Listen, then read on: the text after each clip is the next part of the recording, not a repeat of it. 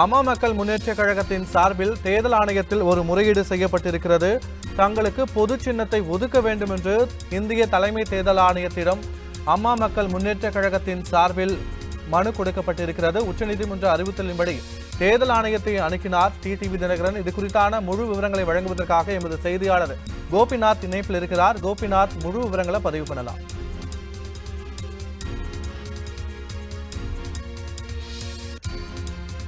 சின்னம் ஒதுக்க வேண்டும் என்று அம்மா மக்கள் முன்னேற்ற கழகம் சார்பில் இந்திய தேர்தல் ஆணையத்திற்கு ஒரு மனு கொடுக்கப்பட்டிருந்தது. ஆனால் அவர்கள் டிடிவி தினகரன் அணியினருக்கு குக்கர் சின்னம் ஒதுக்க முடியாது என்று தெரிவித்துவிட்டனர். அது தொடர்பான வழக்கு உச்சநீதிமன்றத்தில் நடைபெற்று வந்தது. அந்த வழக்கின் தீர்ப்பானது இன்று காலை வெளியானது. அந்த தீர்ப்பிலும் கூட அம்மா மக்கள் முன்னேற்ற கழகத்திற்கு குக்கர் சின்னம் ஒதுக்க முடியாது என்று தெரிவிக்கப்பட்டிருக்கிறது. குறிப்பாக அம்மா மக்கள் முன்னேற்ற கழகத்தை பொறுத்தவரையில் இதுவரையில் பதிவு செய்யப்படாத ஒரு அணியாக இருக்கிறது. அதன் காரணமாக அந்த இயக்கத்திற்கோ அந்த கட்சிக்கோ ஒரு குக்கர் சின்னத்தை ஒதுக்க முடியாது என்று இந்திய தேர்தல் ஆணையம் தரப்பில் உச்சநீதிமன்றத்தில் பதில் அளிக்கப்பட்டிருந்தது. அதன் பிறகாக அது தொடர்பான ஒரு தீர்ப்பை வழங்கிய உச்சநீதிமன்றம் குக்கர் சின்னத்தை தான் அம்மா மக்கள் முன்னேற்ற கழகத்திற்கு வழங்க முடியாது, ஆனால் அவர்கள் ஒரு இயக்கமாக செயல்படுகின்றனர், அவர்களுக்கென ஒரு பொது சின்னத்தை ஒதுக்க வேண்டும் என்று இந்திய தேர்தல் ஆணையத்திற்கு உச்சநீதிமன்றம் பரிசீலனை செய்தது. அதன் அடிப்படையில் தற்போது அம்மா மக்கள் முன்னேற்ற கழகம் இந்திய தேர்தல் ஆணையத்தை பொது சின்னம் ஒன்றை ஒதுக்க வேண்டும் என்று அணுகியிருக்கிறது. சற்று முன்னதாக அந்த கடிதத்தை அம்மா மக்கள் முன்னேற்ற கழகம் சார்பில் இந்திய தேர்தல் ஆணையத்திற்கு கொடுக்கப்பட்டிருக்கிறது. அதாவது வருகின்ற மக்களவைத் தேர்தலில் அம்மா மக்கள் முன்னேற்ற கழகத்தின் சார்பில் போட்டியிட இருக்கக்கூடிய வேட்பாளர்களுக்கு ஒரு பொது சின்னத்தை ஒதுக்க வேண்டும் என்று அந்த கடிதத்தில் குறிப்பிடப்பட்டிருக்கிறது. குறிப்பாக தமிழகத்தில் இருக்கக்கூடிய 39 தொகுதிகளிலும் அம்மா மக்கள் முன்னேற்ற கழகம் மற்றும் அதன் கூட்டணி கட்சிகளை சார்ந்தவர்கள் போட்டியிடுகின்றனர். அவர்கள் அனைவருக்குமே ஒரே சின்னமாக ஒதுக்க வேண்டும் என்பதுதான் அவர்களுடைய எண்ணமாக இருக்கிறது. குறிப்பாக இதற்கு முன்னதாக ஆர்கே நகர் தொகுதியில் குக்கர் சின்னத்தில் போட்டியிட்டு டிடிவி தினகரன் வெற்றி பெற்றார். அதே குக்கர் சின்னத்தை வேண்டும் என்றுதான் அவர் கேட்டிருந்தார். ஆனால் அவருக்கு அந்த சின்னமானது மறுக்கப்பட்ட இருக்கக்கூடிய சூழலில் அம்மா மக்கள் முன்னேற்ற கழகத்திற்கு ஒரு பொது சின்னம் ஒதுக்க வேண்டும் என்று இந்திய தேர்தல் ஆணையத்திற்கு உச்சநீதிமன்றம் பரிசீலித்திருக்கிறது. அதன் அடிப்படையில் தற்போது டிடிவி தினகரனின் அம்மா மக்கள் முன்னேற்ற கழகம் பொது சின்னத்தை தங்களது இயக்கத்திற்கு வழங்க வேண்டும் என்று இந்திய தேர்தல் ஆணையத்தை கேட்டுக்கொண்டிருக்கிறது.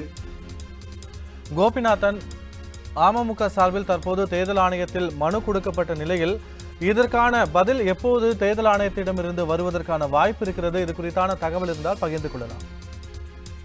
நிச்சயமாக பத்மநாபன், அதாவது உச்சநீதிமன்றத்தின் தீர்ப்பை பொறுத்தவரையில் இன்று அந்த உத்தரவானது வந்திருக்கிறது. அதாவது அம்மா மக்கள் முன்னேற்ற கழகத்திற்கு ஒரு பொது சின்னம் வழங்க வேண்டும் என்ற உத்தரவு வந்திருக்கிறது. அது தொடர்பான ஒரு பரிசீலனை அவர்கள் கொடுத்திருக்கிறார்கள். அதன் அடிப்படையில் தற்போது அம்மா மக்கள் முன்னேற்ற கழகத்தின் சார்பில் இந்திய தேர்தல் ஆணையத்திற்கு ஒரு கடிதம் ஒன்று அனுப்பப்பட்டிருக்கிறது. அதாவது மனுவாக கொடுக்கப்பட்டிருக்கிறது. அதில் அம்மா மக்கள் முன்னேற்ற கழக வேட்பாளர்கள் போட்டியிடும் தொகுதிகளில் அனைவருக்கும் ஒரு பொது சின்னம் ஒதுக்க வேண்டும் என்ற அடிப்படையில் அந்த மனு கொடுக்கப்பட்டிருக்கிறது.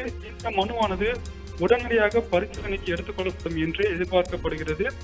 ஏனென்றால் உச்சநீதிமன்றத்தின் உத்தரவை அடுத்து நிச்சயமாக இந்திய தேர்தல் ஆணையம் இது தொடர்பாக ஏதேனும் ஒரு நடவடிக்கை எடுக்கும் என்று எதிர்பார்க்கப்படக்கூடிய சூழல் காரணமாக விரைவாக இந்த சின்னம் தொடர்பான ஒரு அறிவிப்பை இந்திய தேர்தல் ஆணையம் வெளியிடும் என்று எதிர்பார்க்கப்படுகிறது. அதே போல தமிழகத்தை பொறுத்தவரையில் ஏப்ரல் 18ஆம் தேதி வாக்குப்பதிவானது நடைபெற இருக்கிறது.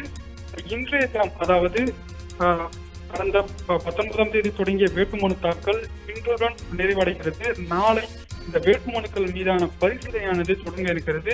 அதற்கு பிறகாக 29ஆம் தேதி வரை இந்த வேட்புமனுக்கள் பரிசீலிக்கப்படும். 29ஆம் தேதி வரையில் மனுக்கள் திரும்ப பெறுவதற்கான கால அவகாசம் கொடுக்கப்பட்டிருக்கிறது. 29ஆம் தேதி மாலையில் வேட்பாளர்களின் இறுதி வேட்பாளர் பட்டியல் வெளியிடப்பட இருக்கிறது. இதன் காரணமாக அன்றைய தினமே சின்னம் தொடர்பான ஒரு அறிவிப்பும் இருக்க வேண்டும் என்பதன் காரணமாக வருகின்ற 29ஆம் தேதிக்குள்ளாக இது தொடர்பான ஒரு அறிவிப்பை இந்திய தேர்தல் ஆணையம் வெளியிடும் என்று எதிர்பார்க்கப்படுகிறது. பத்மநாபன், தங்களின் விரிவான தகவல்களுக்கு நன்றி கோபிநாத். உண்மை செய்திகளை உங்கள் கண்முன் கொண்டு வரும் காவிரி நியூஸின் யூடியூப் சேனலை சப்ஸ்கிரைப் செய்யுங்கள். நொடிக்கு நொடி நாட்டு நடப்புகளை தெரிந்து கொள்ள kaverinews.tv, Facebook, Instagram, Twitter போன்ற சமூக வலைதள பக்கங்களோடு எப்போதும் இணைந்திருங்கள்.